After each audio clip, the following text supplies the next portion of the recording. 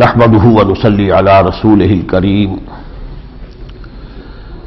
اما بعد فقد قال الله تبارك وتعالى كما ورد في سورة التوبة اعوذ بالله من الشيطان الرجيم بسم الله الرحمن الرحيم يا ايها الذين آمنوا ما لكم اذا قيل لكم انفروا في سبيل الله اثاقلتم الى الارض أرضيتم بالحياة الدنيا من الآخرة فما متاع الحياة الدنيا في الآخرة إلا قليل إلا تنفروا يعذبكم عذابا أليما ويستبدل قوما غيركم ولا تضروه شيئا والله على كل شيء قدير إلا تنصروه فقد نصره الله إذ أخرجه الذين كفروا ثاني اثنين إذ هما في الغار إذ يقول لصاحبه لا تحزن إن الله معنا فأنزل الله سكينته عليه وأيده بجنود لم تروها وجعل كلمة الذين كفروا السفلى وكلمة الله هي العليا والله عزيز حكيم انفروا خفافا وثقالا وجاهدوا بأموالكم وأنفسكم في سبيل الله ذالکم خیر لکم ان کنتم تعلمون صدق اللہ العظیم رب اشرح لی صدری ویسر لی امری واحلل عقدۃ من لسانی یفقهوا قولی اللهم ربنا الہمنا رشدنا واعذنا من شرور انفسنا اللهم ارنا الحق حقا وارزقنا اتباعه وارنا الباطل باطلا وارزقنا اجتنابه اللهم وفقنا لما تحب وترضى وتقبل منا فإنك خير المتقبلين آمین یا رب العالمین۔ سورہ توبہ کے یہ دو حصے میں کل بیان کر چکا ہوں۔ اس کا ایک حصہ جو پہلے 5 رکوعوں پر مشتمل ہے جو ہم پڑھ چکے ہیں، یہ نبی اکرم صلی اللہ علیہ وسلم کا جو مشن تھا، آپ کا جو فریضہ رسالت تھا، دین حق کا غلبہ، هو الذی ارسل رسولہ بالہدی ودین الحق لیظہرہ علی الدین کلہ، اس کی جزیرہ نما عرب کی حد تک تکمیل کا مظہر ہے۔ فتح مکہ کا ذکر ہے، غزوہ حنین کا ذکر ہے، اور پھر جو اعلان عام کیا گیا کہ اب 4 مہینے کی مہلت ہے، مشرکین عرب طے کر لیں یا تو وہ ایمان لے آئے ورنہ ان کا قتل عام ہو جائے گا، اور وہ آخری اللہ تعالیٰ کا عذاب استیصال ان پر اس شکل میں آئے گا۔ دوسرا حصہ جو 11 رکوعوں پر مشتمل ہے جو آج ہم شروع کر رہے ہیں، اس کا تعلق ہے حضور صلی اللہ علیہ وسلم کی جو عالمی بعثت ہے، بعثت عمومی، وما ارسلناک الا کافۃ للناس بشیرا ونذیرا، اس بعثت کے فرائض کی ادائیگی کے ضمن میں آپ نے ایک عمل کا آغاز فرما دیا اپنی زندگی میں۔ ظاہر بات ہے یہ تو اب چلنا ہے عمل، اور اس کو آگے بڑھانے کی ذمہ داری جو ہے پھر حجۃ الوداع کے موقع پر امت کے حوالے کر دی۔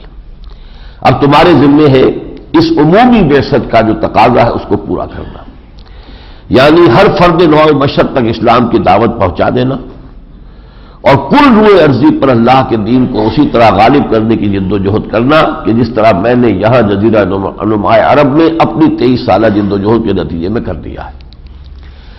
اس کے ضمن میں نے بتایا تھا آپ کو کہ اس میں جو آغاز ہے وہ سن 6 ہجری میں جو صلح حدیبیہ ہوئی، انا فتحنا لک فتحا مبینا، وہ گویا کہ ایک اعتبار سے ایک علامت تھی اس بات کی کہ جزیرہ نما عرب کی حد تک اب آپ کے مشن کی تکمیل جو ہے ہوا چاہتی ہے، اٹ از ایٹ ہینڈ، اب بہت قریب ہے۔ لہذا اسی وقت پھر آپ نے اپنے عالمی جو پہلو ہے اپنی رسالت کا اس کا آغاز کر دیا۔ آپ نے نامہ مبارک لکھے، بادشاہوں کے نام، سفیر بھیجے، ان میں سے ایک سفیر جو تھے حضرت حارث ابن عمیر ازدی، ان کو شہنشاہ روم کا جو ایک باج گزار چھوٹا سا بادشاہ تھا غسان کا، شرحبیل بن عمرو غسانی، اس نے شہید کر دیا۔ اب یہ سفیر کی شہادت جو ہے یہ گویا کہ اعلان جنگ ہے، تو حضور نے ایک لشکر تیار کیا 3000 صحابہ پر مشتمل، اور اس کو بھیجا انتقام کے لیے۔ یہ غزوہ موتا کہلاتا ہے جو جمادی الاولیٰ سن 8 ہجری میں ہوا ہے۔ یہ موتا اردن کے علاقے میں ایک شہر ہے، وہاں صورتحال اچانک یہ پیش آ گئی کہ 2 لاکھ کا لشکر تیار تھا مقابلے کے لیے. تو مشاورت بھی ہوئی کہ یہ اس قدر ڈسپیرٹی ہے، آیا ہمیں اب یہ رسک لینا چاہیے یا نہیں لینا چاہیے. لیکن یہ کہ بس جو مشیت ایزدی تھی، اور کچھ معلوم ہوتا ہے کہ حضور کو بھی پہلے سے اندازہ تھا کہ کیا ہونے والا ہے، اسی لیے آپ نے پہلے تو کمانڈر مقرر کیا تھا زید ابن حارثہ کو، پھر ساتھ ہی فرما دیا تھا یہ شہید ہو جائیں، تو پھر جعفر ابن ابی طالب آپ نے اپنے چچا زاد بھائی کو نامزد کیا تھا، وہ بھی شہید ہو جائیں، تو پھر عبداللہ ابن رواحہ انصاری رضی اللہ تعالی عنہ. تو یکے بعد دیگرے یہ تینوں شہید ہو گئے. وہاں جو مشاورت ہوئی تھی لوگوں نے زیادہ اسی کا رائے کا اظہار کیا کہ ہمیں تو شہادت مطلوب ہے، اپنا فرض انجام دینا ہے، فتح اور شکست سے ہمارا کوئی تعلق نہیں ہے. شکست فتح نصیبوں سے ہے، ولے امیر مقابلہ تو دل ناتواں نے خوب کیا. یہ معاملہ علیحدہ ہے، ہمیں اس سے کوئی تعلق نہیں ہے. تو وہاں صورتحال جو ہے یہ بڑی گمبھیر پیش آئی. لیکن پھر حضرت خالد ابن ولید نے ان تینوں کے شہادت کے بعد کمانڈ سنبھالی، اور پھر اس لشکر کو کسی طریقے سے وہ بچا کر وہاں سے واپس لے آئے. پھر حضور نے صلی اللہ علیہ وسلم خود اب تیاری کی ایک لشکر کی. 30,000 لشکر تیار ہوا. آپ نے نفیر عام کی، ہر مسلمان کو نکلنا ہے. اب حالات یہ تھے کہ ایک طرف تو اب پہلی مرتبہ ٹکراؤ ہو رہا تھا کھلم کھلا، اور آپ نے اعلان کر دیا تھا تبوک جا رہے ہیں، سلطنت روما سے ٹکراؤ. اس میں کوئی سیکریسی آپ نے نہیں رکھی، تاکہ جو بھی چلے اسے معلوم ہو کہ کس مرحلے کے لیے نکل رہے ہیں، ذہناً تیار ہو، نفسیاتی طور پر تیار ہو. سلطنت روما سے ٹکراؤ وہ تو ایسے ہی تھا جیسے آج پاکستان جو ہے وہ امریکہ سے جنگ بول لے. وہ وقت کی سول سپریم پاور بن چکا تھا اس وقت، اس لیے کہ انہیں فتح بڑی عظیم حاصل ہوئی تھی فارس پر، ورنہ 2 تھی یہ سپریم پاورز، ایران اور روم. لیکن الف لام میم غلبت الارض فی ارض الارض غلبت الروم ایک جو ہے شکل ہو چکی تھی کہ کچھ عرصے پہلے رومی مغلوب ہو گئے تھے، لیکن پھر اللہ نے رومیوں کو بہت بڑی فتح دی تھی. اس وقت وہ سپریم پاور جیسے امریکہ جو ہے نشے میں ہے، اسی طریقے سے اس وقت جو رومی تھے وہ نشے میں تھے فتح کے. تو ایک تو ان سے ٹکر بول لینا. پھر شدید گرمی کا موسم تھا، شدید گرمی کا موسم. پھر یہ کہ کھجور کی فصل تیار تھی، اسے اگر اتارا نہ جائے تو وہ ضائع ہو جائے گی. اب اگر سب بڑھ چلے جائیں گے تو کھجور کی فصل اتارنا عورتوں کا کام نہیں ہے، بچوں کا کام نہیں ہے. تو یہ مختلف ایسے احوال تھے جن کی بنا پر یہ سمجھیے کہ شدید ترین امتحان ہو گیا اہل ایمان کے ایمان کا. اور جب اہل ایمان کا امتحان ہوتا ہے تو اہل نفاق نمایاں ہو جاتا ہے، ان کی کمزوری جو ہے تشخیص بام ہو جاتی ہے. لہذا اس سورہ مبارکہ کے اکثر و بیشتر حصے میں وہ جو منافقین، ان کی جو بھی کیفیات تھی ان کا تذکرہ ہے. اگرچہ خطاب کہیں بھی یا ایھا الذین نافقوا سے نہیں ہے، یا ایھا الذین آمنوا، لیکن روح سخن جو ہے وہ جیسے کہ ہم سورہ نساء میں دیکھ چکے ہیں، یہاں بھی سورہ مبارکہ میں اصل روح سخن جو ہے وہ منافقین کی طرف ہے. البتہ منافقین سب ایک جیسے نہیں تھے، جیسے سارے اہل ایمان ایک جیسے نہیں تھے. ابو بکر اور عمر اور عثمان اور علی ان کا اپنا رتبہ تھا، اس کے بعد اور مراتب تھے. کفار بھی سب ایک جیسے نہیں تھے، بڑے دھیمے قسم کے بھی تھے جنہیں میں نے تعبیر کیا تھا ڈوز سے، اور بڑے ہاکس قسم کے بھی تھے، ابو جہل کی طرح کے لوگ. تو منافقین میں بھی مختلف طرح کے لوگ تھے. کچھ لوگ یوں سمجھیے کہ جیسے ٹی وی کا مریض ہوتا ہے پہلی سٹیج میں، وہ پہلی سٹیج میں تھے نفاق کے، کوئی سیکنڈ سٹیج میں پہنچا ہوا تھا، کوئی تھرڈ سٹیج میں پہنچا ہوا تھا، کوئی ابھی بنیادی طور پر صرف ایمان کی کمزوری کا شکار ہو گیا تھا، ابھی باقاعدہ نفاق کا آغاز نہیں ہوا تھا. لیکن یہ کہ ان تمام شیڈز کو سامنے رکھیے کہ اصل خطاب کا رخ ان کی طرف ہے. فرمایا یا ایھا الذین آمنوا ما لکم اذا قیل لکم انفروا فی سبیل اللہ ثاقلتم الی الارض. اے اہل ایمان تمہیں کیا ہو گیا ہے جب تمہیں کہا جا رہا ہے کہ اللہ کی راہ میں نکلو جنگ کے لیے، تم بوجھل ہوئے جا رہے ہو زمین کی طرف، دھسے جا رہے ہو. گویا کہ بجائے اس کے کہ طبیعت میں انشراح ہو اور یہ کہ آدمی سوچے کیا موقع آئے گا، شہادت کا موقع ہے، بہت اس میں ذوق و شوق کا معاملہ، تو بوجھل ہوئے جا رہے ہو. ارضیتم بالحیات الدنیا من الآخرہ، کیا تم دنیا کی زندگی پر راضی ہو گئے ہو آخرت کو چھوڑ کر؟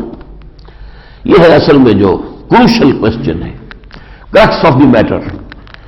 ہمارا مطلوب دنیا ہے یا آخرت ہے؟ اس کا جو ہے طے انسان اگر کر لے ایک دفعہ فائنلی تو پھر دقت نہیں ہوتی.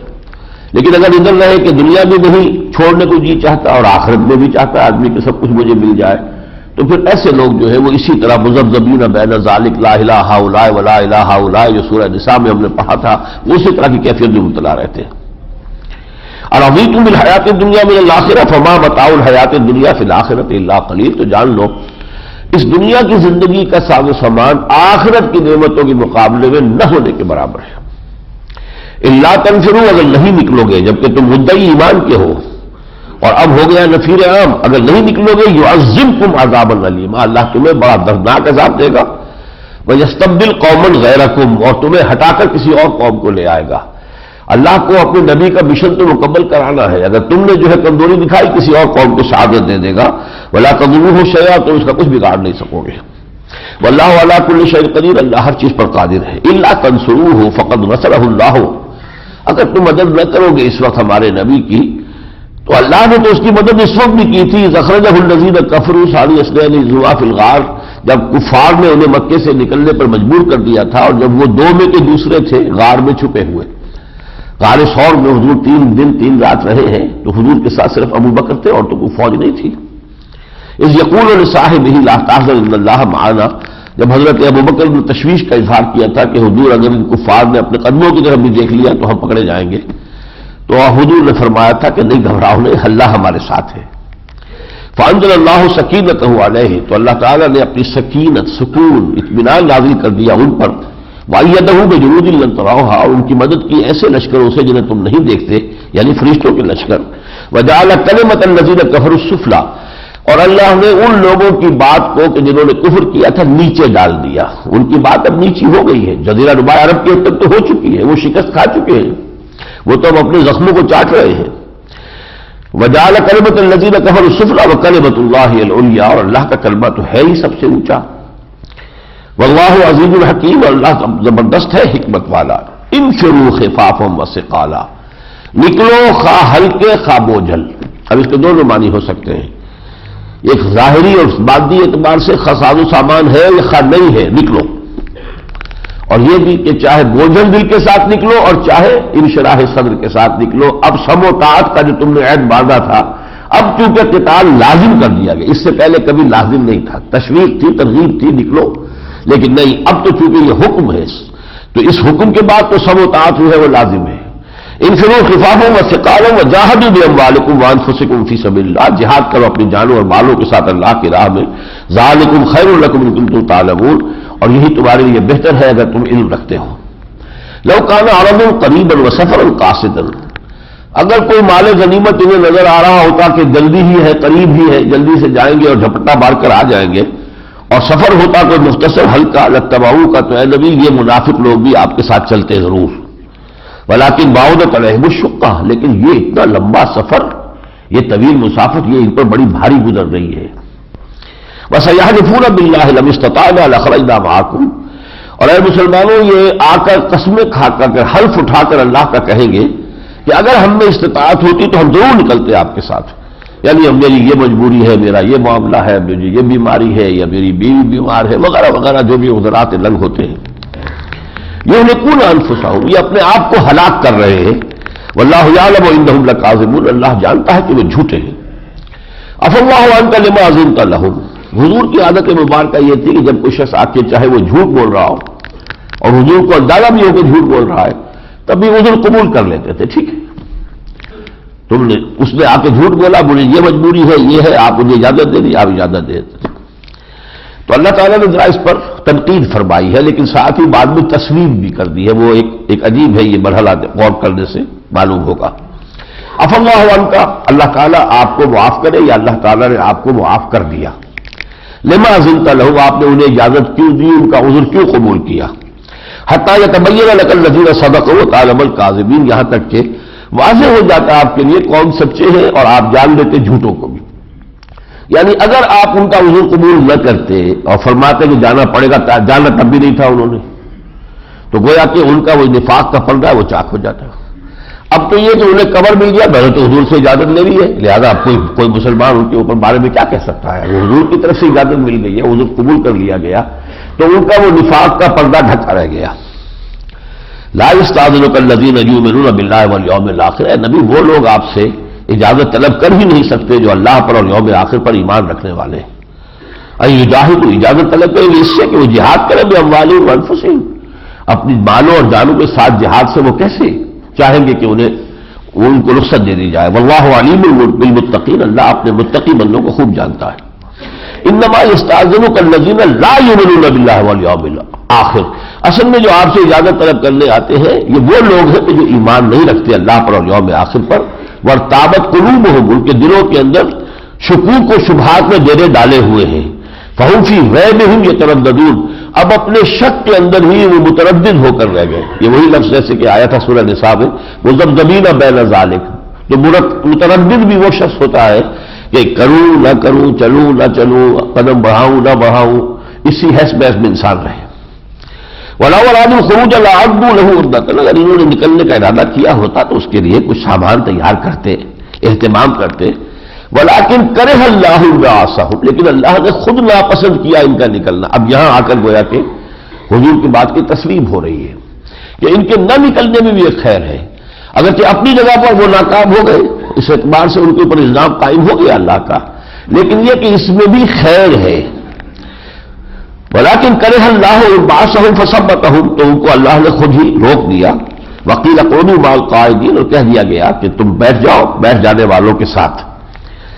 لو خرجوا فیکم، اگر یہ نکلتے ہیں مسلمانوں تمہارے درمیان، تمہارے ساتھ ہوتے اس سفر میں، ما زادوکم الا خبالا، تو تمہارے لیے خرابیوں کے سوا کوئی شے کا اضافہ نہ کرتے، فتنے اٹھاتے، شکوک و شبہات پیدا کرتے، تنقیدیں کرتے، فلاں نے یوں کیوں کر دیا، اس نے یہ کیوں کر دیا۔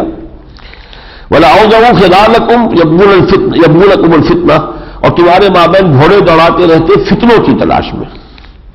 فِيكُمْ سَمَّاعُونَ لَهُمْ، اب بھی تمہارے اندر ان کے جاسوس موجود ہیں، ایسے لوگ ہیں جو یہاں کی سانگل لے کر جو ان کے جو گرو گھنٹال ہے ان تک پہنچاتے ہیں۔ وَاللَّهُ عَلِيمٌ بِالظَّالِمِينَ، اللہ ان ظالموں سے خوب واقف ہے۔ لَقَدِ ابْتَغَوُا الْفِتْنَةَ مِنْ قَبْلُ وَقَلَّبُوا لَكَ الْأُمُورَ، اے نبی یہ آپ کے لیے معاملات جو ہے فتنے پہلے بھی اٹھاتے رہے ہیں، طرح طرح کے فتنے، اور آپ کے معاملے کو تلپٹ کرنے کی اپنی امکانی حد تک کوشش کی ہے۔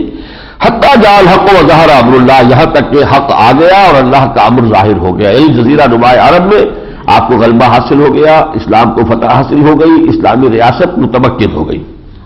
وہم کارہون، اور یہ چیز ان کو پسند نہیں ہے۔ وَمِنْهُمْ مَن يَقُولُ اذْن لِّي وَلَا تَفْتِنِّي، ان میں سے ایسے بھی ہیں جو کہتے ہیں حضور ہمیں تو اجازت، مجھے تو اجازت دے دیجئے، مجھے فتنے میں نہ ڈالیے۔ ایک عام بھی ہو سکتی ہے یہ بات، لیکن یہ کہ اس میں قول بھی آتا ہے کہ جد بن قیس ایک شخص تھا منافقین میں سے، اس نے آ کر بڑی بے حیائی اور یوں سمجھیے کہ بدتمیزی کے انداز میں حضور سے کہا کہ حضور مجھے تو اجازت دے دیجئے، اس لیے کہ آپ روم کی طرف جا رہے ہیں، رومی عورتیں بڑی حسین ہوتی ہیں اور میں ذرا حسن پرست قسم کا انسان ہوں، تو میں تو اپنے آپ کو قابو میں رکھ نہیں سکوں گا، تو فتنے میں مبتلا ہو جاؤں گا، تو بہتر ہے مجھے آپ جانے دیں، اپنا ساتھ نہ لے کے جائیں۔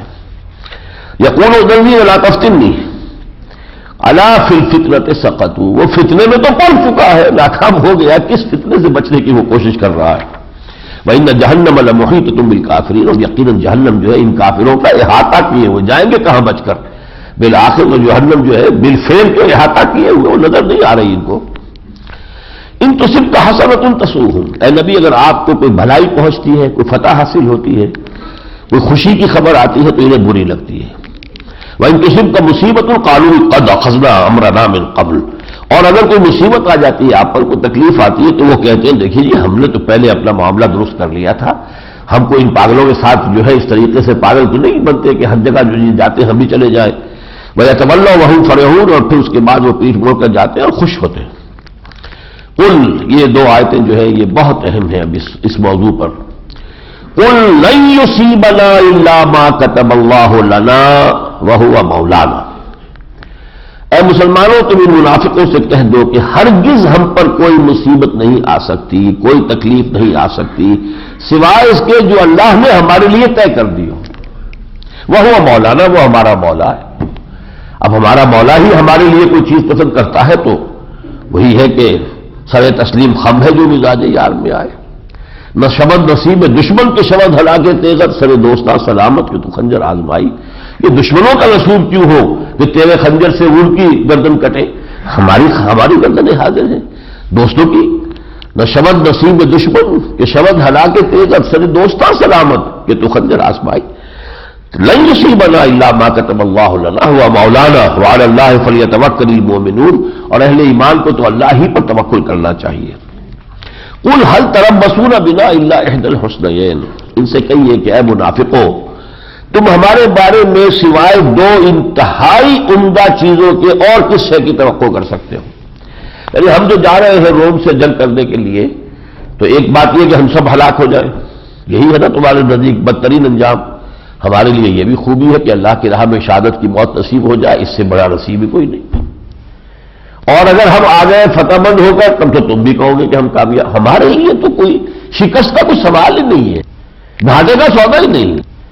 ایمان پر انسان آ گیا ہو پھر اس کے لیے کوئی گھاٹے کا معاملہ سرے سے ہے ہی نہیں، اس لیے کہ اس کا تو یوں سمجھیے کہ اس کا دائرہ اتنا وسیع ہو جاتا ہے، یہ چھوٹی سی دنیا کی زندگی کا نفع اور نقصان تو نہیں رہتا اس کے پیش نظر، اس کا تو ذہنی افق جو ہے کتنا وسیع ہو گیا ہے، وہ آخرت کے حوالے سے دیکھ رہا ہے۔ تم موت کو سمجھ رہے ہو ناکامی، ہمارے لیے وہ کامیابی کا شاہدرہ ہے۔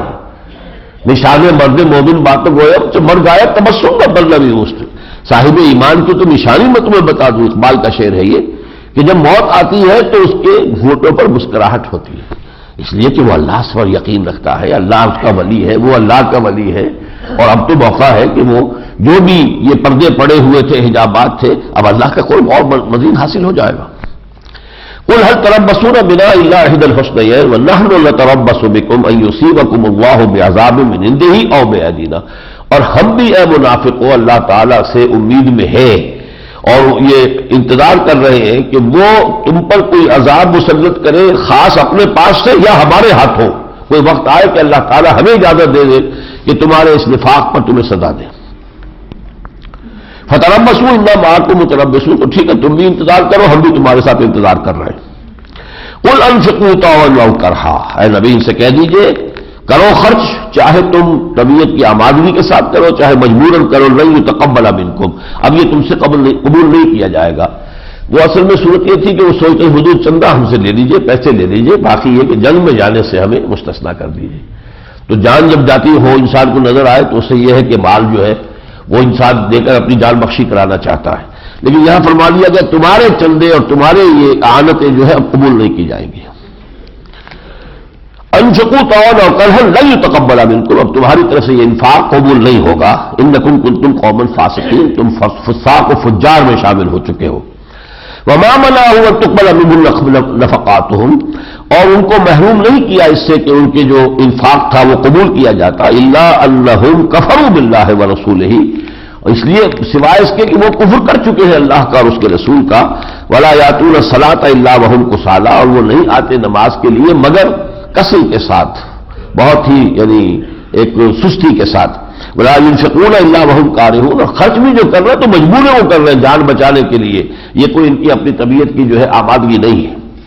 فلا تعجبك اموالهم ولا اولادهم، تو اے نبی آپ کو ان کے مال اور ان کی اولاد جو ہے وہ آپ کو زیادہ متاثر نہ کرے کہ یہ بڑے دولت والے ہیں، اولاد والے ہیں، ان کی حیثیت ہے، وجاہت ہے، یہ ساری چیزیں جو ان کے مال اور اولاد جو ہے انما یرید اللہ لیعذبهم بها فی الحیات الدنیا، اللہ تعالیٰ چاہتا ہے کہ انہی کے ذریعے سے ان کو حیات دنیاوی کے دوران ہی عذاب دے۔ کتنے لوگ ہیں کہ جن کے لیے اولاد سوہان روح ہو جاتی ہے بڑھاپے میں، وجہ اس کے کہ اولاد جو ہے ان کی خدمت کا ذریعہ بنے اور ان کے لیے وہ سوہان روح بن جاتی ہے۔ وَتَزْقَ أَنفُسُهُمْ وَهُمْ كَافِرُونَ، ان کی جانیں نکلے اسی حال میں کہ وہ کافر ہوں۔ وَيَحْلِفُونَ بِاللَّهِ إِنَّهُمْ لَمِنكُمْ، اور وہ قسمیں کھا کھا کر کہتے ہیں مسلمانوں ہم تم ہی میں سے، ہمارے ایمان پر خلوص پر شک نہ کرو۔ وَمَا هُمْ مِنكُمْ، جبکہ حقیقتاً میں وہ ہے مسلمانوں تمہارے ساتھ نہیں ہے، وَلَكِنَّهُمْ قَوْمٌ يَفْرَقُونَ، بلکہ وہ اب ایک ایسی قوم ہے جو ڈرتی ہے۔ پہلے تو یہ بڑے جو ہے تن کر بھی بات کرتے تھے، اب جبکہ عرب کی حد تک تو اسلام غالب آ گیا، اب کوئی صورت نہیں، لہذا اب وہ خوف زدہ ہیں اور اس خوف کی وجہ سے جو ہے وہ تمہیں راضی کرنے کی کوشش کرتے ہیں، قسمیں کھا کھا کے کہتے ہیں کہ نہیں ہم بھی آپ کے ساتھ ہیں۔ لو یجدون ملجا، اگر انہیں کہیں کوئی پناہ گاہ مل جائے، او مغارات، یا کوئی غاریں مل جائے جہاں جا کر چھپ سکیں، او مدخلا، یا کہیں سر چھپانے کی جگہ مل جائے، لولوا الیہ وہم یجمعون، تو یہ اسی طرف جائیں گے اور اپنی رسیاں توڑا لیں گے، یعنی تم سے پھر صرف بچاؤ چاہیے انہیں، جان اور مال کا تحفظ۔ وَمِنْهُمْ مَنْ يَلْمِزُكَ فِي الصَّدَقَاتِ، ان میں سے وہ بھی ہے کہ جو اے نبی آپ پر الزام دھرتے ہیں صدقات میں۔ ایک مرتبہ حضور جو ہے مال غنیمت یا صدقات تقسیم کر رہے تھے تو انہی میں سے ایک شخص تھا، اس نے کہا اعدل یا محمد صلی اللہ علیہ وسلم، اے محمد عدل کرو، تو حضور کو بھی اس وقت غصہ آ گیا. آپ نے فرمایا ان لم عادل فمن یعدل، اگر میں عدل نہ کروں گا تو کون کرے گا. لیکن باہر ان کے اندر یہ گستاخی کا انداز موجود تھا. فَإِنْ أُوتُوا مِنْهَا رَضُوا، اب اگر وہ صدقات میں سے ان کو دے دیا جائے تو وہ راضی رہتے ہیں. وَإِنْ لَمْ يُعْطَوْا مِنْهَا فَإِذَا هُمْ يَسْخَطُونَ، اور اگر انہیں نہ دیا جائے تو پھر ناراض ہو جاتے ہیں. وَلَوْ أَنَّهُمْ رَضُوا، اگر وہ راضی ہو جاتے مَا آتَاهُمُ اللَّهُ وَرَسُولُهُ، اس پر کہ جو اللہ اور اس کے رسول نے انہیں عطا کر دیا. وَقَالُوا حَسْبُنَا اللَّهُ، اور وہ کہتے کہ اللہ ہمارے لیے کافی ہے. سَيُؤْتِينَ اللَّهُ مِنْ فَضْلِهِ وَرَسُولُهُ، القریب پھر اللہ تعالیٰ اور اس کے رسول اپنے فضل میں سے ہمیں نواز دیں گے. اِنَّا إِلَى اللَّهِ رَاغِبُونَ، ہم اللہ ہی کی طرف رغبت رکھتے ہیں. اگر یہ کرتے تو کتنا اچھا ہوتا. اس کے برعکس وہ الٹا جو ہے الزام لگا دیتے حضور پر. اب وہ قانون آ رہا ہے کہ یہ صدقات جو ہے زکوٰۃ کا قانون اس آیت کے حوالے سے ہے ہماری فقہ میں. انما صدقات للفقراء، دیکھو یہ زکوٰۃ اور صدقات جو ہے یہ پہلا حق ہے فقراء کا، والمساکین محتاجوں کا، والعاملین علیہا، اور جو اس پر عمل کرنے والے ہوں گے، جو عملہ ہوگا. اس لیے کہ زکوٰۃ کو جمع کرنا ہے، جا کر مختلف آبادیوں سے لینا ہے، کلیکٹرز ہوں گے زکوٰۃ کے، پھر اس کا حساب کتاب رکھنے والے ہوں گے، پھر ڈسٹریبیوشن ہوگی. تو وہ جو عاملین علیہ ان کا تنخواہیں بھی اس میں سے دی جائیں گی. والمؤلفۃ قلوبہم، اور ایسے لوگ جو صاحب حیثیت ہو، کفار میں سے ہو، چاہیے کہ وہ منافقین میں سے ہو، لیکن وقت کا تقاضا یہ ہو کہ ان کے دلوں کو کچھ دم رکھا جائے، ان کی مخالفت سے شرارت سے بچا جائے، تو ان کو بھی کچھ دے دلا کر اگر ان کی شرارت سے بچا جا سکے تو یہ بھی ایک مصرف ہے. وفی الرقاب، لوگوں کی گردنیں چھڑانے میں، غلامی سے آزاد کرانا، یا کسی کو بہت بڑے قرض تلے آ گیا ہے تو اسے نجات دلا دینا.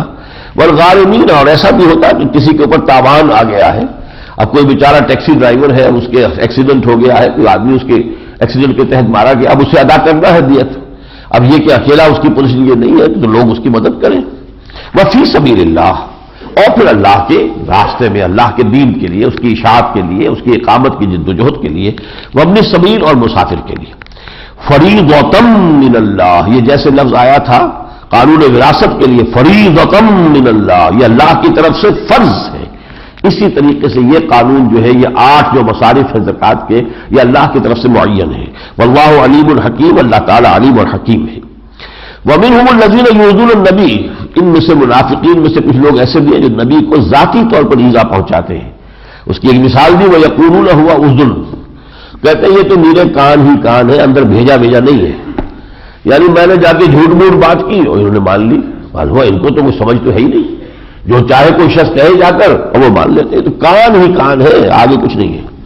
ہوا یقول الاذن خیر لکم، کہہ دیجئے کہ یہ کان جو ہے یہ تمہارے حق میں بہتر ہے، یہ مصلحت خداوندی ہے. یؤمن باللہ و یؤمن للمؤمنین، ہمارا رسول جو ہے وہ اللہ پر بھی ایمان رکھتا ہے اور اہل ایمان کی باتیں بھی مانتا ہے، تصدیق کرتا ہے. وَرَحْمَةٌ لِّلَّذِينَ آمَنُوا مِنكُمْ، اور وہ رحمت ہے سراپا ان لوگوں کے لیے جو تم میں سے واقعتاً صاحب ایمان ہیں.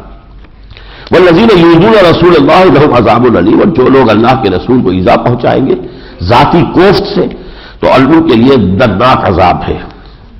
یحلفون باللہ لکم لیرضوکم، اے مسلمانوں یہ تمہارے سامنے قسمیں کھاتے ہیں، حلف اٹھاتے ہیں تاکہ تمہیں راضی کر لیں. اب ظاہر بات ہے اسی معاشرے میں رہنا ہے.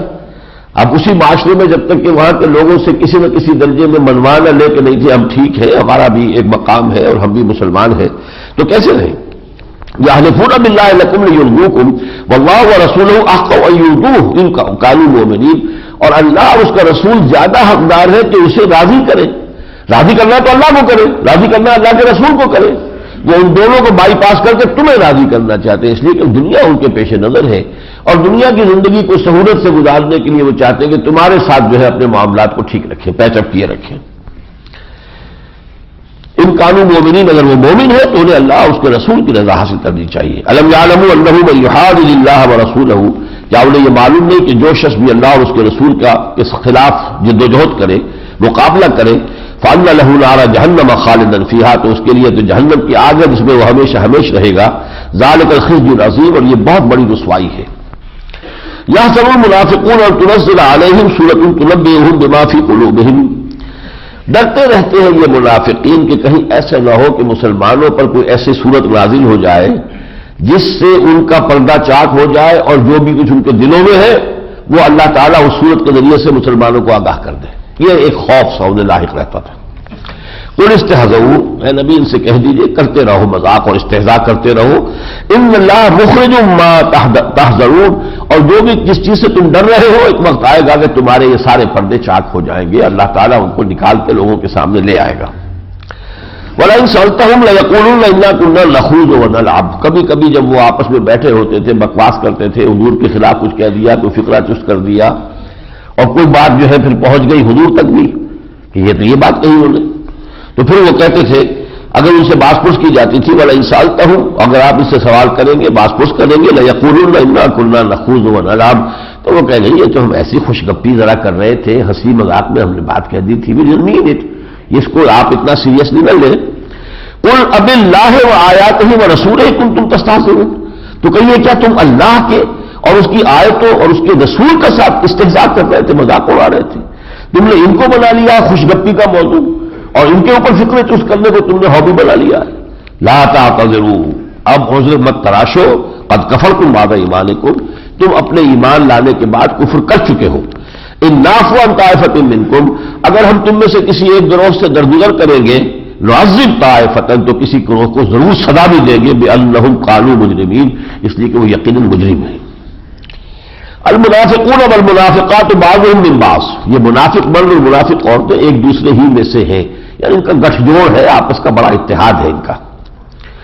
یامرون بالمنکر، وہ بدی کا حکم دیتے ہیں، وینہون عن المعروف، اور نیکی سے روکتے ہیں، یعنی جو مسلمانوں کو کرنا چاہیے وہ تو ہے یامرون بالمعروف وینہون عن المنکر، ایک دوسرے کی ترغیب دلائے کہ بھئی اور اللہ کی راہ میں خرچ کرو، اللہ نے تمہیں آسانی دی ہے، تمہارے لیے سہولت ہے، تمہیں اللہ نے کشاکش دی ہے، کشائش دی ہے، تو اور خرچ کرو اللہ کی راہ میں۔ اس کی بجائے وہ کہیں گے کیا دماغ خراب ہوا، کچھ سنبھال کے رکھو اپنے پاس، تو بجائے اس کے کہ امر بالمعروف کے اور نہی عن المنکر کے، وہ امر بالمنکر اور نہی عن المعروف کرتے ہیں۔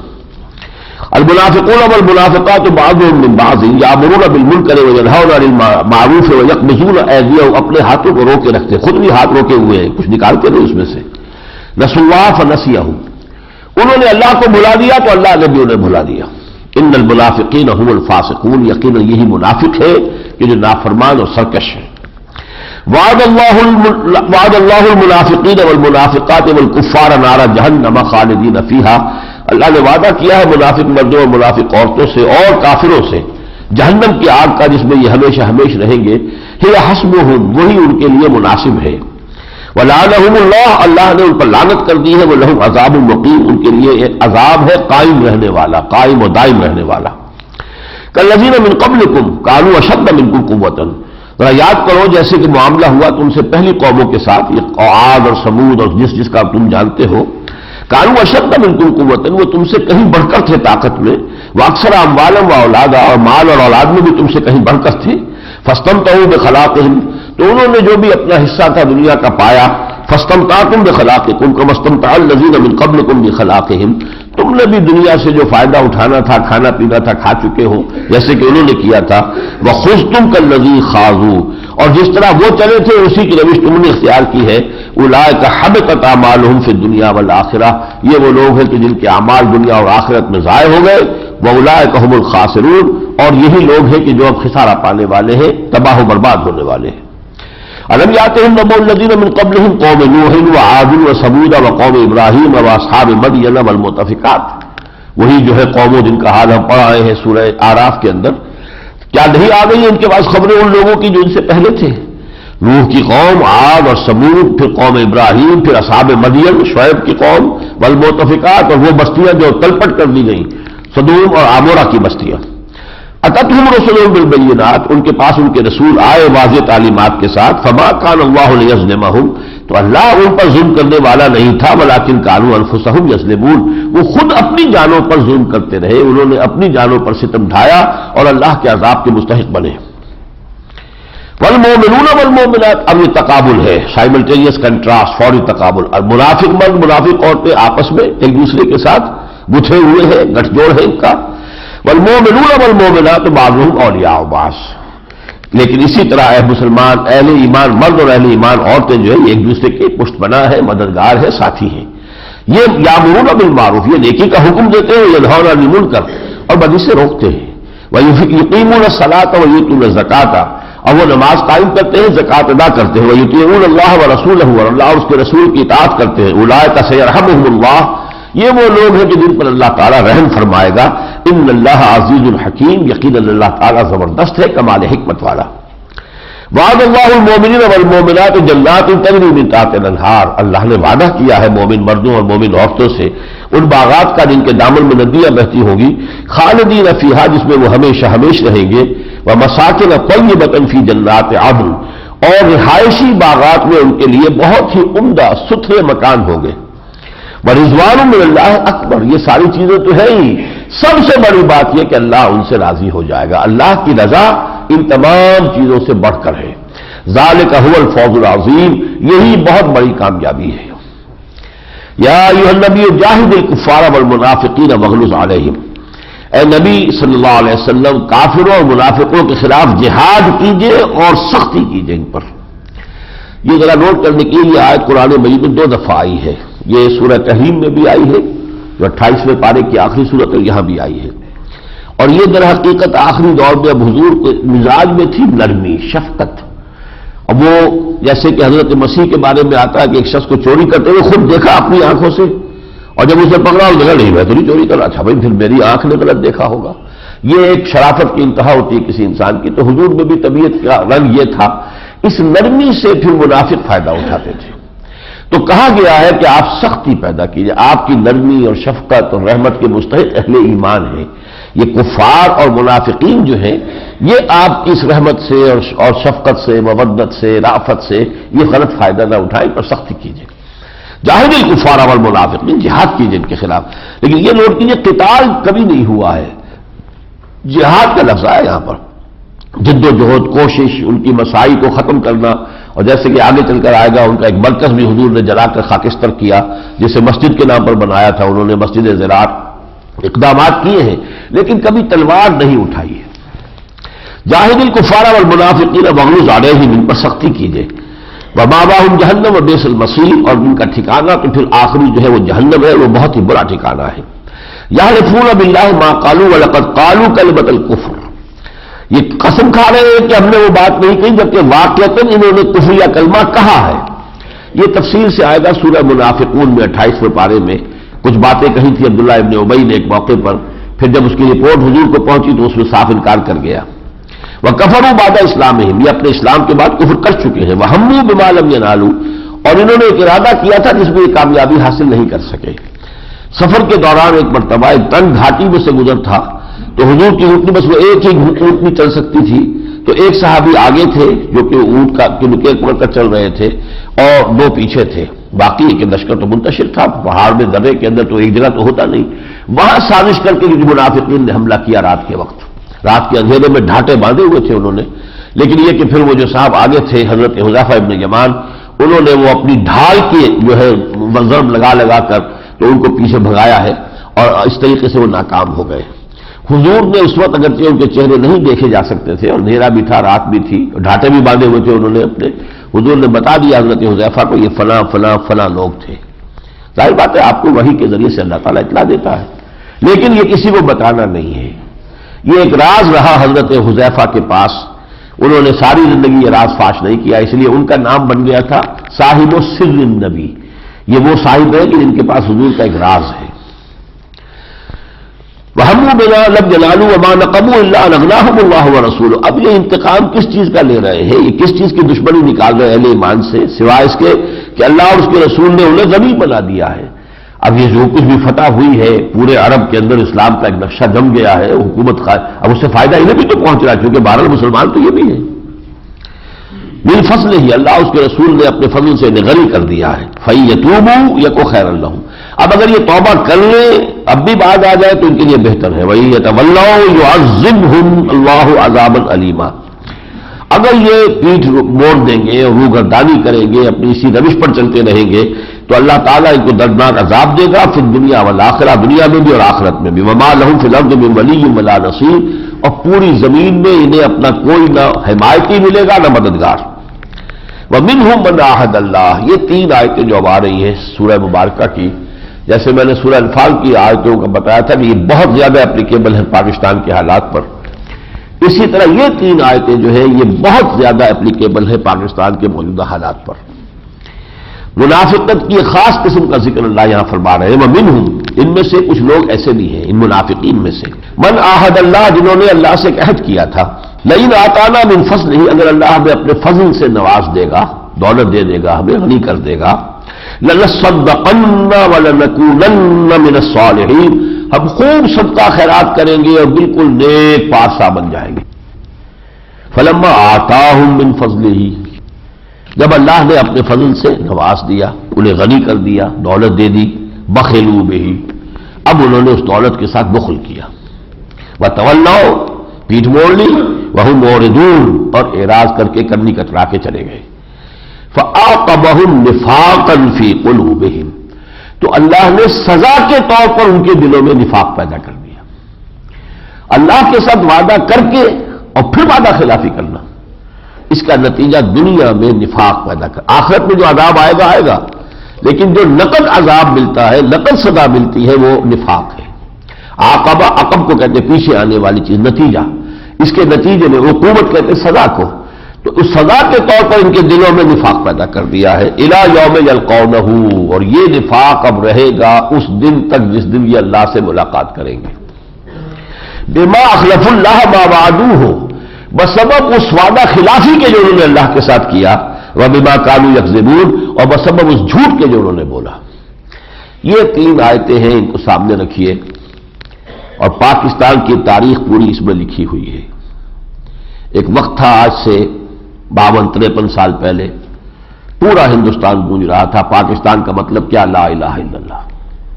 مساجد میں، عیدین میں دعائیں، اے اللہ تو ہمیں انگریز اور ہندو کی دوہری غلامی سے نجات دے، ہم تیرے دین کا بول بالا کریں گے، اسلام کو قائم کریں گے، ایک ریاست بنائیں گے. جو وہ قائد اعظم بھی یہی کہہ رہے تھے اور بہت پہلے علامہ اقبال کہہ چکے تھے. اور پھر یہ کہ بچے بچے کی زبان پر تھا. اللہ نے وہ آزادی دی تھی. فَكَيْفَ نَنظُرَ كَيْفَ تَعْمَلُونَ، اب دیکھیں گے تم کیا کرتے ہو. ہم نے وعدہ خلافی کی، ساری دنیا کی دوڑ دھوپ رہی ہماری. فیکٹریاں بنا لی، بلڈنگیں بنا لی، محل بنا لیے، ایک سے ایک محل اونچا جو ہے جا کے دیکھ لیجئے، ڈیفنس میں دیکھ لیجئے، کراچی کے ڈیفنس میں دیکھ لیجئے. ماربل تھوپا ہوا ہے، جیسے کہ معلوم ہوتا ہے کہ اتنا فاضل کوئی پیسہ آ گیا ہے کہ جس کو خوشا کوئی اور خرچ ان کے پاس ہے نہیں. یہ صورتحال تو کرنی، وہ دین کہاں ہے؟ یہ خلاف ورزی ہے جس کی وجہ سے پاکستان کی مسلمان اس وقت دنیا کی منافق ترین قوم ہے. اور تین طرح کا نفاق ان میں پیدا ہو چکا ہے. ایک باہمی نفاق، وہ قومی وحدت ختم ہو، اب قومیتوں میں تحلیل ہو گئے. وہ جو ہم پڑھ چکے ہیں سورہ انعام میں آیت، او یلبسکم شیعا ویذیق بعضکم بعضا، تمہیں گروہوں اور طبقات میں تقسیم کر دے، ایک دوسرے سے ٹکرا کر ایک دوسرے کی طاقت کا مزہ چکھائے. وہ قوم اب کہاں ہے؟ ڈھونڈ اب اس کو چراغ رخ زیبا لے کر. ایک اخلاق کا، اس لیے کہ حدیث میں آتا ہے منافق کی تین نشانیاں، جب بولے جھوٹ بولے، جب وعدہ کرے خلاف ورزی کرے، جب کہیں امانت رکھوا دی جائے تو خیانت کرے. یہ جو تین اوصاف ہیں. اور چوتھا ایک اور حدیث میں آیا ہے، جب کوئی جھگڑ پڑے تو آپے سے باہر ہو جائے فوراً. چاروں چیزیں آج پاکستانی قوم میں، جو جتنا بڑا ہے اتنا ہی بڑا جھوٹا، اتنا ہی بڑا وعدہ خلاف، اتنا ہی بڑا غبن کرنے والا. یہ تو مقابلے ہیں ان کے، کون بڑا غبن کر سکتا ہے، کون زیادہ کھا سکتا ہے، کون زیادہ نچاڑ پچا سکتا ہے. یہ ہو رہا ہے. یہ صورتحال جو ہے یہ در حقیقت اس کا نتیجہ ہے کہ ہم نے اللہ تعالیٰ سے وعدہ خلافی کی ہے. بس اس میں جو اس آیت کے اندر جو مجھے جو ٹکڑا لرزا دیتا ہے وہ یہ ہے کہ الی یوم یلقونہ، یہ نفاق اب رہے گا قیامت تک. میں اللہ سے اس بات کی دعا کرتا ہوں کہ اللہ ہمیں موقع دے توبہ کا اور توفیق دے توبہ کی. اور وہ اسی طرح ہوگی کہ افراد پہلے توبہ کریں. پہلے افراد بنتے ہیں، افراد کے ہاتھوں میں ہے اقوام کی تقدیر. ہر فرد ہے ملت کے مقدر کا ستارہ. پہلے فرد طے کرے کہ ہمیں جینا ہے اللہ کے لیے. ان صلاتی و نسکی و محیایا و مماتی للہ رب العالمین. پھر اپنی ذاتی زندگی میں جو چیز خلاف اسلام ہے، معاشرت میں، معاش میں، کمائی میں، کاروبار میں، کوئی چیز خلاف اسلام ہے اس کو نکال باہر کرے. پھر جمع ہو، وہ ایک طاقت بنے. افراد سے یہ کام نہیں ہوتا، پھر آگے جماعت بنانی پڑے گی. حزب اللہ جیسا کہ سورہ مائدہ میں ہم پڑھ چکے ہیں فَإِنَّ حِزْبَ اللَّهِ هُمُ الْغَالِبُونَ، حزب اللہ کی شکل جب بنے گی تب اللہ تعالیٰ کی مدد اور نصرت آتی ہے، ید اللہ علی الجماعہ۔ اور پھر وہ یہ کہ تن من دھن اپنا لگائیں اس ملک میں اسلامی نظام قائم کرنے کے لیے، جانے تک قربان کرنے کو تیار ہو۔ افراد تیار ہوں گے تو ایک اجتماعی توبہ بھی ہو جائے گی۔ تو یہ کام اگر ہم نہیں کرتے ہیں تو اندیشہ یہ ہے کہ اللہ کا کوئی بڑا عذاب جو ہے وہ ہم پر آئے گا، واللہ عالم۔ الم یعلموا ان اللہ یعلم سرهم ونجواهم، کیا یہ نہیں جانتے کہ اللہ تعالیٰ خوب جانتا ہے ان کے بھیدوں کو بھی اور یہ جو آپس میں خفیہ خفیہ مشورے کرتے ہیں ان کو بھی۔ وان اللہ علام الغیوب، اللہ تعالیٰ تو تمام غیبوں کا جاننے والا ہے۔ الذین یلمزون المطوعین من المؤمنین، وہ لوگ کہ جو اہل ایمان میں سے جو بیچارے دل کھول کر کچھ خرچ کرتے ہیں، ان پر تانے کرتے ہیں، فکرے چست کرتے ہیں، مذاق اڑاتے ہیں پھر صدقات میں۔ والذین لا یجدون الا جہدهم، اور وہ بیچارے لوگ جن کے پاس سوائے اپنی محنت مزدوری کے اور کچھ ہے ہی نہیں، فیسخرون منہم، تو ان کا مذاق اڑاتے ہیں۔ جب حضور نے تبوک کی تیاری کے لیے لوگوں سے کہا کہ اب جو جتنا کچھ بھی اس میں ڈونیٹ کر سکتا ہو کرے، تو جیسا کہ آپ کو معلوم ہے حضرت ابوبکر اپنی ساری دولت لے آئے اور حضرت عمر آدھی لے آئے، اس طرح اور لوگوں نے بڑی بڑی رقوم دی۔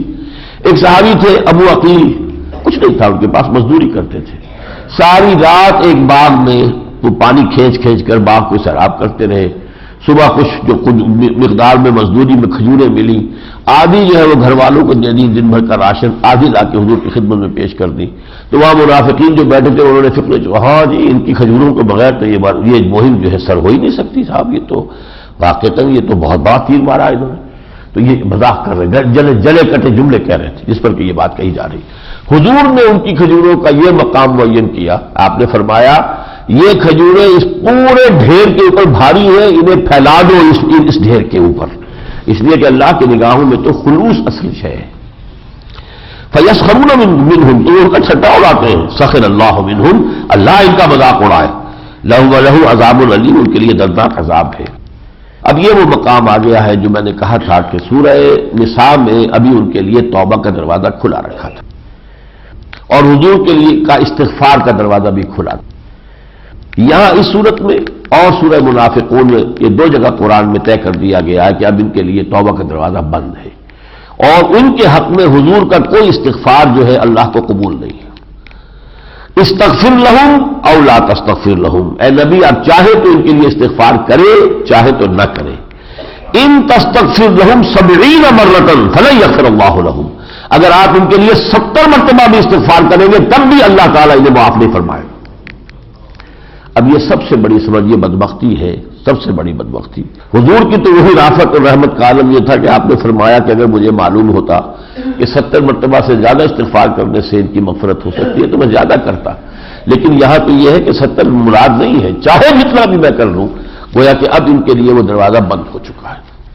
ذالک بانہم کفروا باللہ ورسولہ، اس لیے کہ یہ کفر کر چکے ہیں، چاہے وہ قانوناً کفر نہیں ہے، وہ زد میں نہیں آئے، مرتد نہیں ہے، حقیقتاً کفر کر چکے ہیں باللہ ورسولہ، اللہ کا بھی اور رسول سے بھی۔ واللہ لا یہدی القوم الفاسقین، اور اللہ ایسے نافرمانوں کو ہدایت نہیں دیتا۔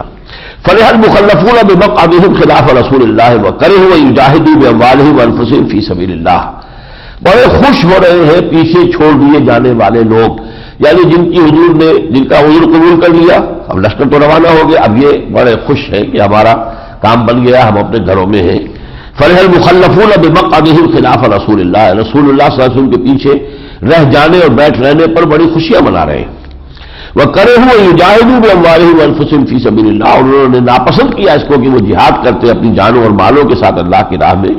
وَقَالُوا، اور انہوں نے ایک بات کہی، لَا تَنْفِرُوا فِي الْحَرِّ، اتنی شدید گرمی میں مت نکلو۔ وہ مسلمانوں سے بھی کہتے تھے کیا کر رہے ہو، دماغ خراب ہو گیا تمہارا، موسم کو دیکھو، جانا کہاں ہے، تبوک، تقریباً 700 میل کا سفر طے کرنا ہے، یا کم سے کم 500-600 میل کا تو ہوگا، یہ بالکل شام کی سرحد پر جا کر ہے تبوک، اور یہ کہ گرمی کا شدید موسم ہے اور تم اس موسم میں جہاد۔ لا تنفروا فی الحر، قل، اے نبی ان سے کہہ دیجئے، نار جہنم اشد حرا، سن لو جہنم کی آگ بہت زیادہ گرم ہے اس گرمی سے کہ جس سے تم بچنا چاہتے ہو، اس سے بچو گے تو پھر اس کا نتیجہ یہ ہے کہ جہنم کی آگ میں جھونکے جاؤ گے.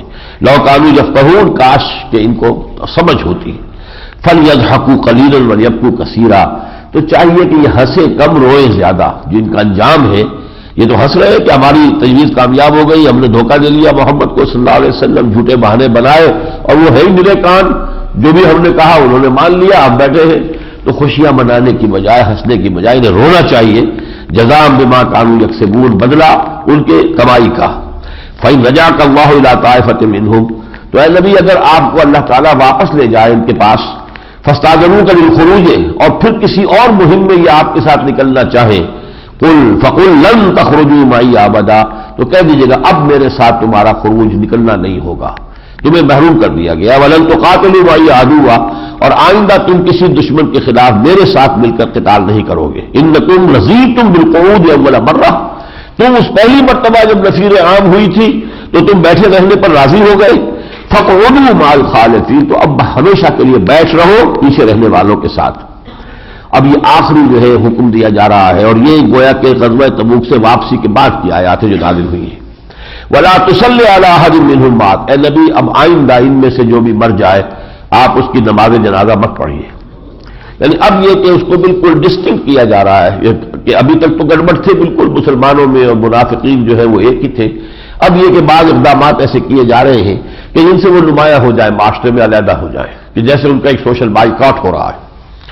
ولا تصلی علی احد منهم مات، اگرچہ عبداللہ ابن ابی جو تھا وہ تو غزوہ تبوک کے بعد جلدی ہی اس کا خود انتقال ہو گیا، یہ آیت بعد میں نازل ہوئی ہے. اور اس کے جو بیٹے تھے عبداللہ ابن عبداللہ بن ابی، وہ چونکہ بڑے نیک اور صالح صاحب ایمان تھے، وہ حضور کے پاس آئے کہ حضور آپ اپنا کرتا دے دیجئے، میں اپنے والد کو آپ کے کرتے میں کفن دینا چاہتا ہوں. حضور نے کرتا دے دیا. حضرت عمر روکتے رہے، حضور کیا کر رہے ہیں، اللہ کے دشمن کو، منافق کو آپ اپنا کرتا دے رہے ہیں. حضور نے فرمایا عمر میرا کرتا اسے اللہ کے عذاب سے بچا نہیں سکے گا.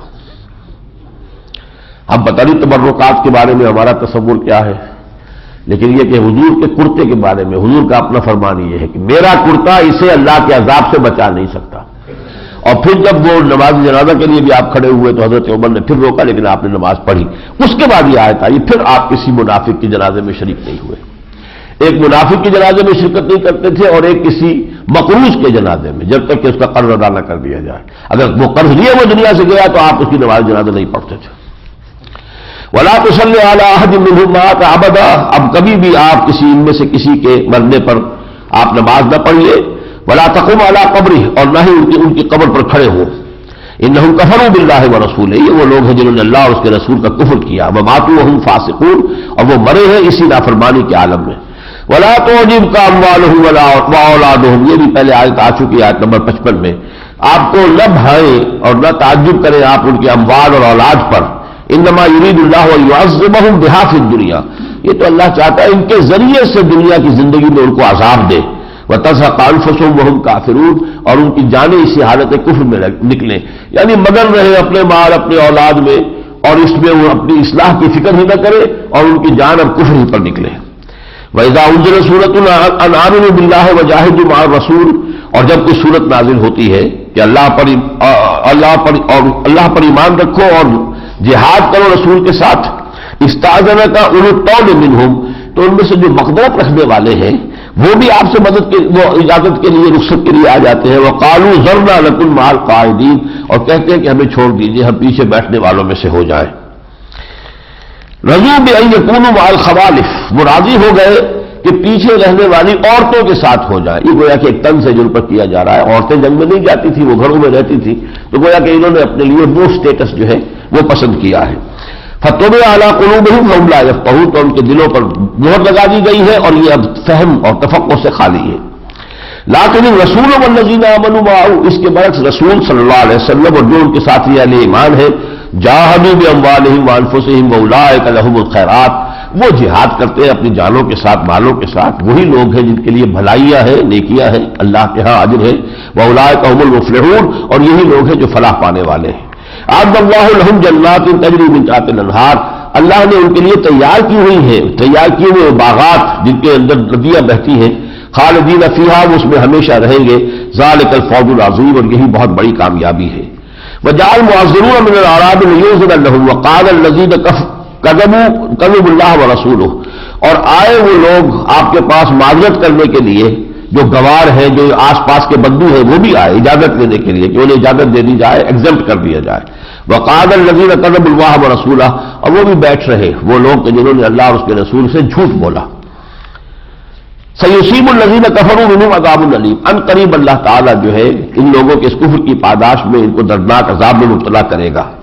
لیس علی الضعفاء، کمزوروں پر کوئی الزام نہیں ہے، ولا علی المرضى، نہ بیماروں پر، ولا علی الذین لا یجدون ما ينفقون، اور نہ ہی ان لوگوں پر جن کے پاس خرچ نہیں ہے، راستے کے لیے آخر کچھ نہ کچھ جو ہے وہ زاد ہونا چاہیے، زاد راہ ہونا چاہیے، کوئی سواری ہونی چاہیے۔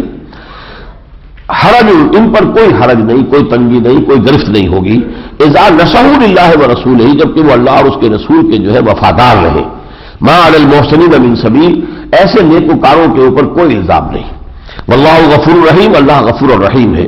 ولا علی الذین اذا ما اتوک لتحملہ، نہیں ان پر کوئی الزام ہے یا کوئی ان کے اوپر جو ہے اللہ تعالیٰ کی طرف سے کوئی پکڑ ہے کہ جب وہ آئے آپ کے پاس کہ ان کے لیے سواری کا بندوبست کر دیں، قلت لا اجد ما احملکم علیہ، تو اے نبی آپ نے ان سے کہہ دیا کہ نہیں میرے پاس اس کا کوئی بندوبست نہیں ہے، میں سواری کا بندوبست نہیں کر سکتا۔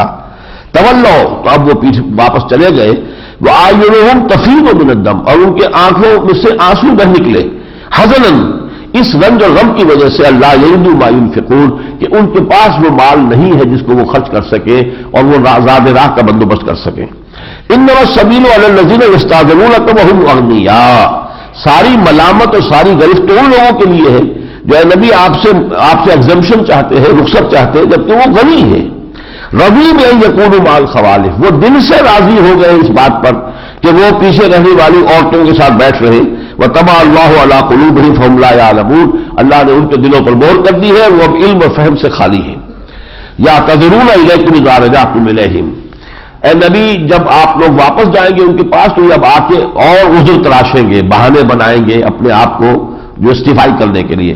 قل لا تعتذروا، تو کہہ دیجیے گا اب تم کوئی بہانے مت بناؤ، لن نؤمن لکم، ہم تمہاری بات نہیں مانیں گے۔ قد نبأنا اللہ من اخبارکم، اللہ تعالیٰ نے ہمیں تمہاری باتوں پر حقیقت پر مطلع فرما دیا ہے۔ وسيرى اللہ عملکم ورسولہ، اب آئندہ جو تمہارا طرز عمل ہوگا اللہ اور اس کے رسول اس کو دیکھیں گے۔ ثم تردون الى عالم الغیب والشہادہ، پھر بالآخر تم لوٹا دیے جاؤ گے اس ہستی کی طرف کہ جو حاضر اور غائب سب کی جاننے والی ہے، یعنی اللہ تعالیٰ تبارک و تعالیٰ۔ فینبئکم بما کنتم تعملون، پھر وہ تمہیں دکھلا دے گا، بتا دے گا جو تم کرتے رہے تھے۔